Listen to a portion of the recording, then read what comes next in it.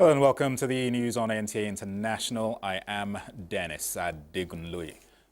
Bulgaria, he is our sign language interpreter. Thanks for joining us. The headlines.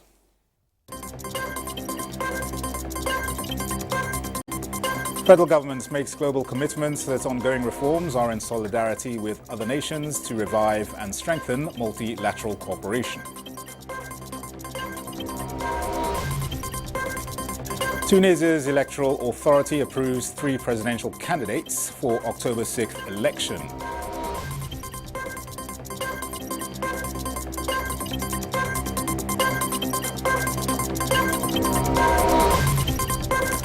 And experts X-ray early warning for all draft of country situational analysis reports for 2023 to 2030 and 2024 to 2027 action plan.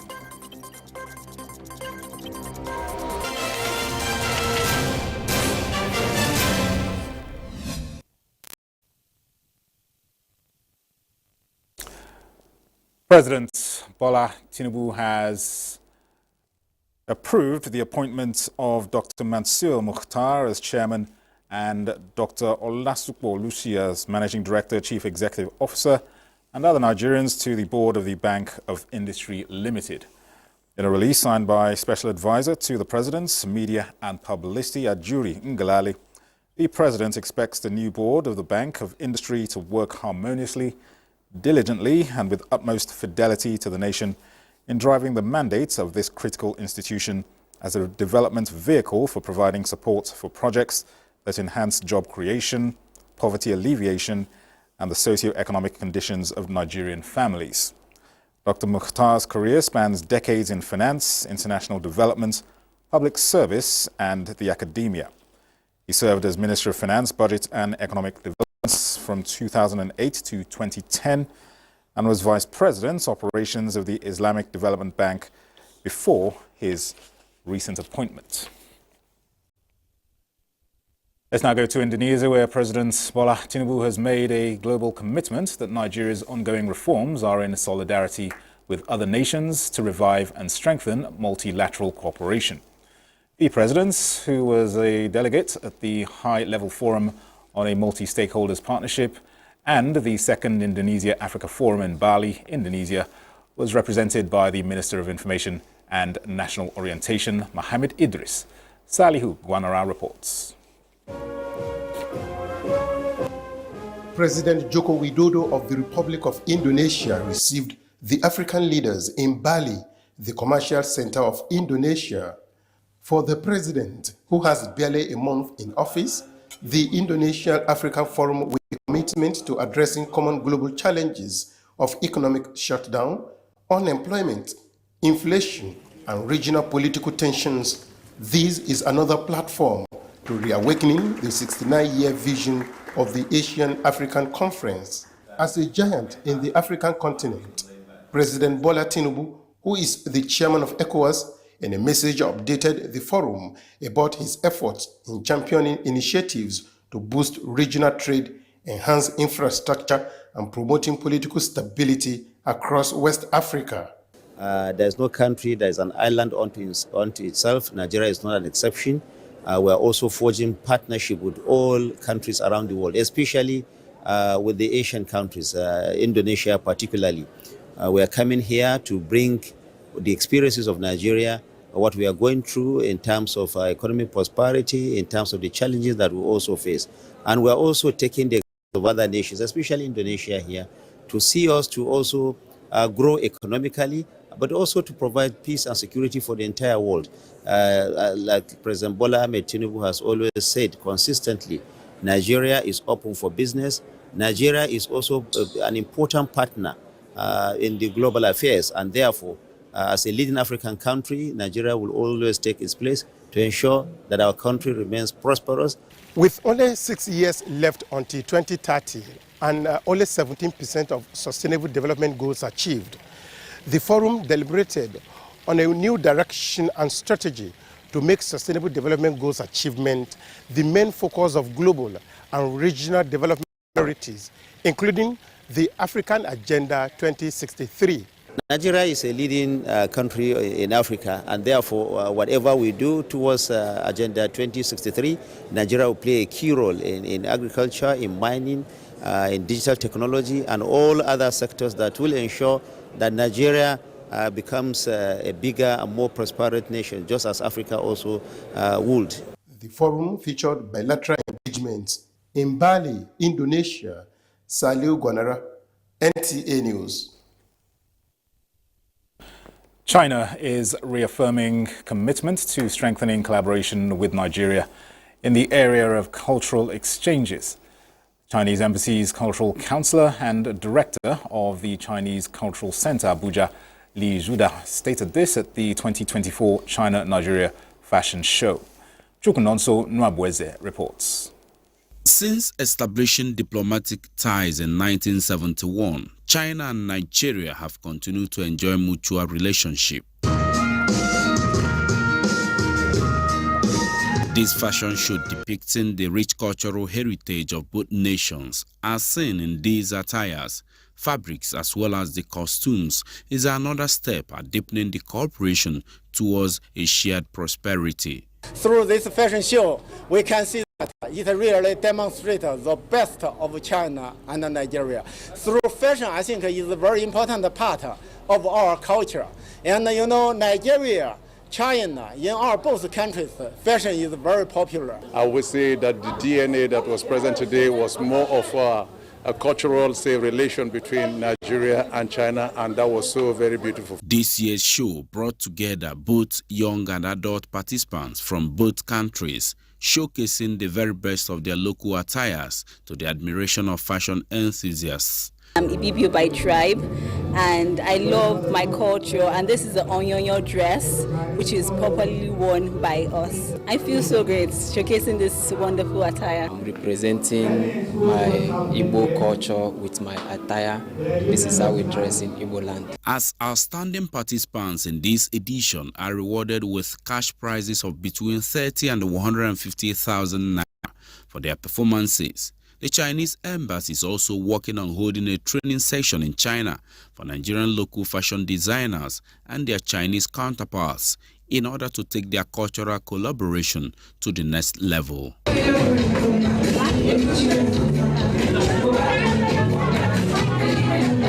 Chukunonso Nwabweze, NTA News. A far-right party has won a state election for the first time in post-World War II Germany in the country's east. And search for a prime minister narrows in France as Macron meets with former presidents and top politicians for consultations. Comfort Fashion tells us more. The Alternative for Germany AfD party became the first far-right party to win a state legislature election in Germany since World War II, with its result in a weekend voting in Thuringia.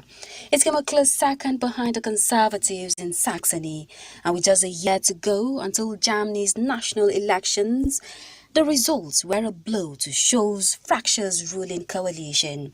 Sollte der Kanzler Olaf Scholz die Konsequenzen ziehen. The German government's faltering authority could also complicate European policy when the bloc's other major power, neighboring France, is still struggling to form a government after snap elections in June and July. German Chancellor Olaf Scholz expressed concern after the far-right Alternative for Germany AfD topped the polls for the first time ever in the former East German state of Thuringia. He urged the mainstream parties to maintain the firewall against the far-right AfD after the party made record gains in two regional elections in the East. Likewise in France, French President Emmanuel Macron on Monday intensified efforts to find a new prime minister after almost 2 months of deadlock following inconclusive legislative elections as he hosts two former presidents and two potential candidates. France has been without a permanent government since the July 7 legislative polls, where the left formed the largest fractions in a hung parliament, with Macron centrist and the far right comprising the other major groups. However, amid signs of acceleration as France returns from holidays, Macron early Monday hosted Bernard Cazeneuve, a former leading socialist who headed the government in the final months of socialist François Hollande's 2012 to 2017 presidential term, along with his two surviving predecessors, right-winger Nicolas Sarkozy and François Hollande, for talks at the Élysée. It is traditional for the French president to consult predecessors during moments of national importance. Comfort, fashion, NTA News. Tunisia's electoral authority on Monday announced it had approved 3 presidential candidates for the October 6th election, dismissing 3 other would-be candidates despite court rulings. The police also arrested presidential candidate Ayachi Zamel amid growing pre-election tensions. Here again is Comfort Fashion. Last week, the Administrative Court, the highest judicial body that adjudicates electoral disputes, reinstated 3 prominent candidates, Manda Zinaidi, Abdulatif Meki and Ahmed Daimi, to the election race after the Electoral Commission had rejected their candidacy filing. They joined accepted candidates Ayachi Zamel, Zohir Magzaoui, and Said, the current president. However, Electoral Commission head Farouk Bouaskar said the commission would study the Administrative Court's decision and other judicial decisions against candidates before issuing the final list. Bouaskar's position earlier sparked widespread anger, right groups and politicians who expressed their fear that the statement was a clear signal pointing to the exclusion of the 3 candidates from the race. The Electoral Commission was just preparing to announce the final list of accepted candidates for the presidential elections scheduled for October 6. Mahdi Abdul Jawad said police had arrested Zamel at his home at about 3 a.m. on suspicion of falsifying popular endorsements, and the matter has become absurd as it is aimed to exclude him from the election. The Electoral Commission and the Interior Minister did not immediately comment. They say that the Commission was no longer independent and its sole goal had become to ensure an easy victory for Said. The Commission denies these accusations and says it is neutral. Tunisian constitutional law professors said the Election Commission must implement the Administrative Court's decision as it is, or the elections will completely lose credibility. Political parties and human rights groups called in a joint statement for a protest on Monday near the election headquarters to demand implementation of the court's decision to reinstate the candidate and stop arbitrary restrictions and intimidation. Said, who dissolved parliament and seized control of all powers in 2021, in a move described by the opposition as a coup, said last year he would not hand over the country to non-patriots. Comforts, fashion, NTA News. European Commission President Ursula von der Leyen has visited the site of the August 2023 flooded areas in Slovenia. She was emotional as she remembered vividly last year when she was at the site, the devastation, the destruction of the floods and the horrible mud that was covering everything, debris on the road and the river, and destroyed bridges. She said a year ago, quote, "Europe is by their side," and the Commission has this Solidarity Fund, which has immediately released 100 million euros pre-financing, and in the European Commission agreed on an additional 328 million euros from the Solidarity Fund to be invested mainly in infrastructure repair. At the efficiency in which the money is spent. And at the very end, there's a report on everything. So there's a well-trusted system to make sure that we have the effects we are wishing and working for. And therefore, it is for me important to say that it is really amazing to see how well all the different levels are cooperating. Ursula von der Leyen says she has seen that hope is back in Suriname and they can count on her. While in Slovenia, President von der Leyen will participate in the 2024 edition of the Bled Strategic Forum. You're on to the news on NTA International. We'll take a short break. More reports in a moment. You're welcome back. The 15th Ordinary Session of the African Union of Broadcasting, AUB, General Assembly is ongoing with the Executive Council statutory meeting. The main events will kick off on September 3rd with a grand opening ceremony.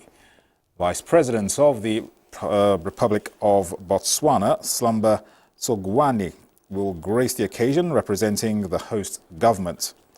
Botswana is playing host to a significant gathering of media leaders from across Africa and beyond. The 15th General Assembly of the AUB is set to shape the future of media on the continent. The Assembly will delve into crucial topics such as the digital revolution, technological advancements, climate communication, migration and media, and expanding the AUB family.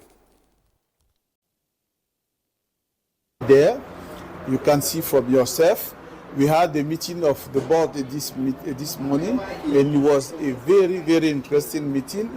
We will launch tomorrow the observatory for on artificial intelligence, and we have many things which will be announced during this General Assembly. Expecting a robust discussion. We are expecting to meet a lot of our colleagues, share ideas, exchange experiences, and then naturally plan towards seeing how we can make television, radio broadcasting generally better on the continent of Africa.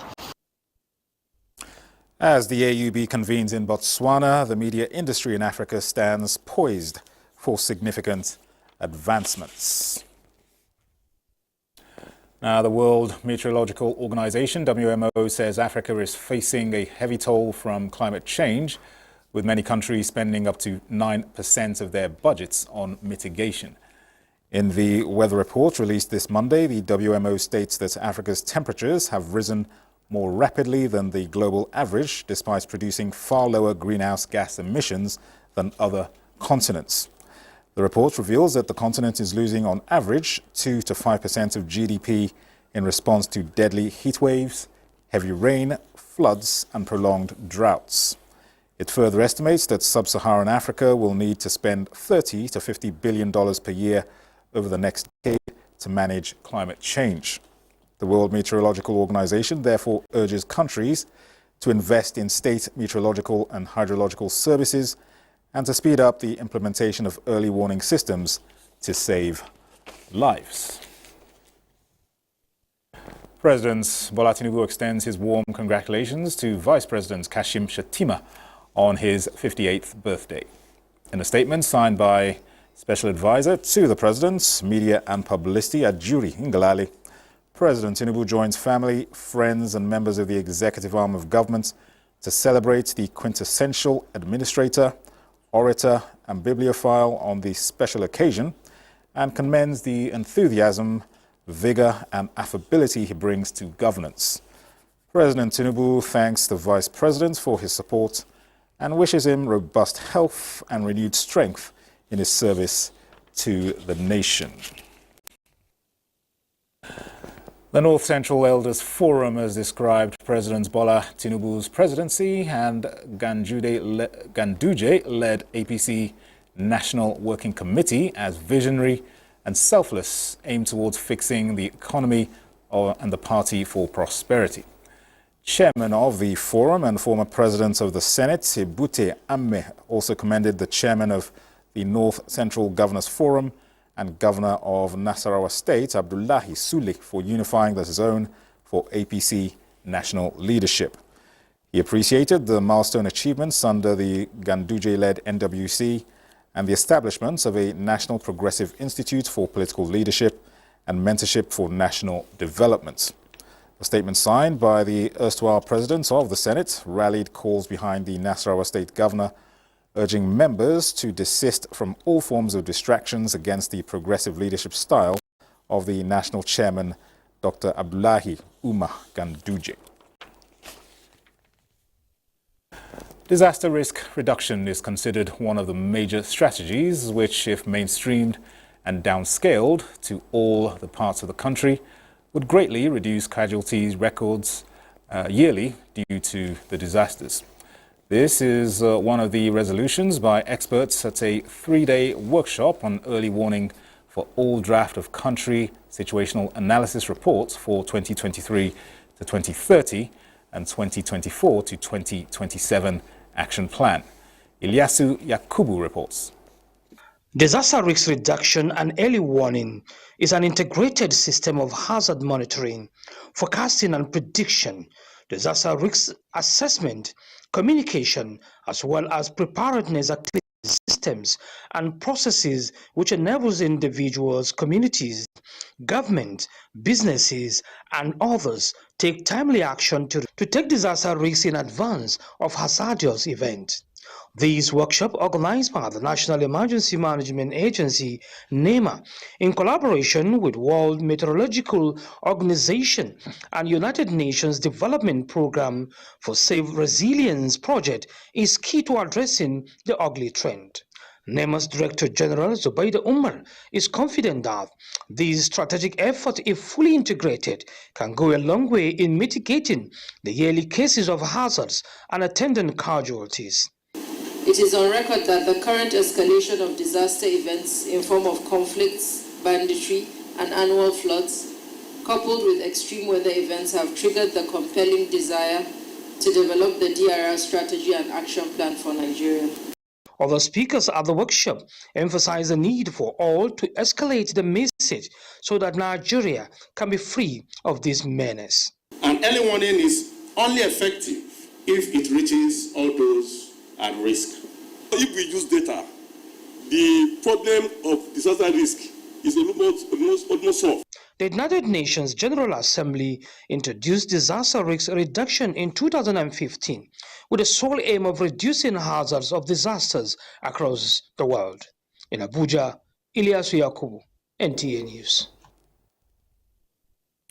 In other news, experts from Somalia are on a one-week study tour to Abuja to advance their knowledge of data protection. This, the Nigeria Data Protection Commission describes as a bold step towards strengthening national security. Ayodeji Makinde reports. These August visitors who are in Nigeria for the first time in September came with youthfulness in their ranks to tap from the wealth of experience on the other side of the table with Nigeria Data Protection Commission officials. Officials of Somalia Data Protection Agency, led on the tour by Head of Mission Ambassador Jamal Mohammed Barrow, explains that the East African country is emerging from years of internal conflict. Hence, the need to incorporate youth in leadership roles to shape their own future and that of their country. All our civil servants are very young, most of them younger than these people. Why we are doing what? Because they are the dynamic people who can move Somalia forward. And it is the policy of the government to give a chance to the young people.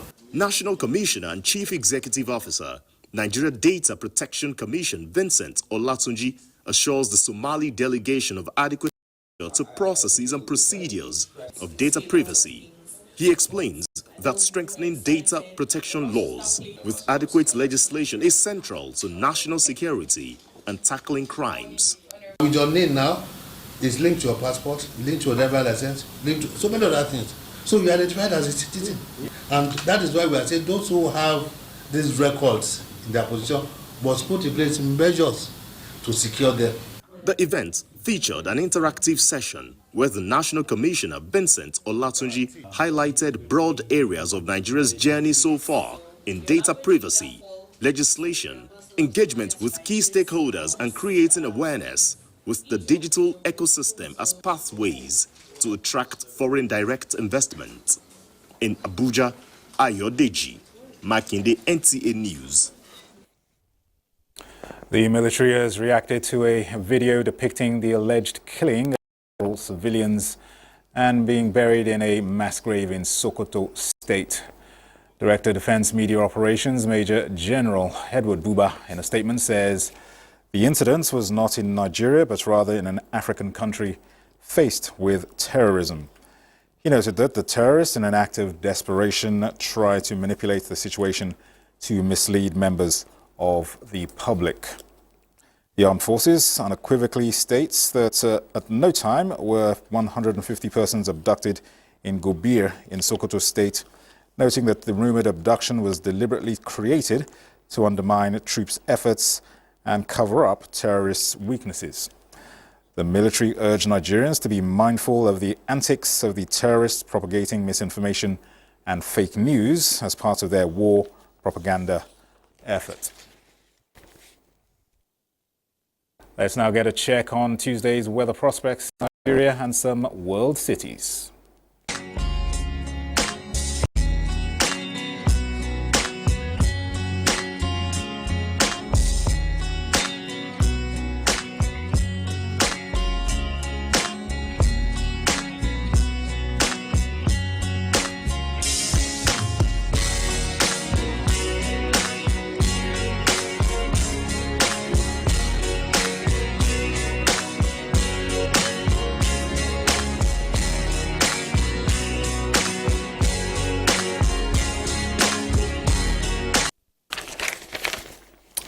Well, that's the news on NTA International at this time. Many thanks for watching. I am Dennis Adegunloye.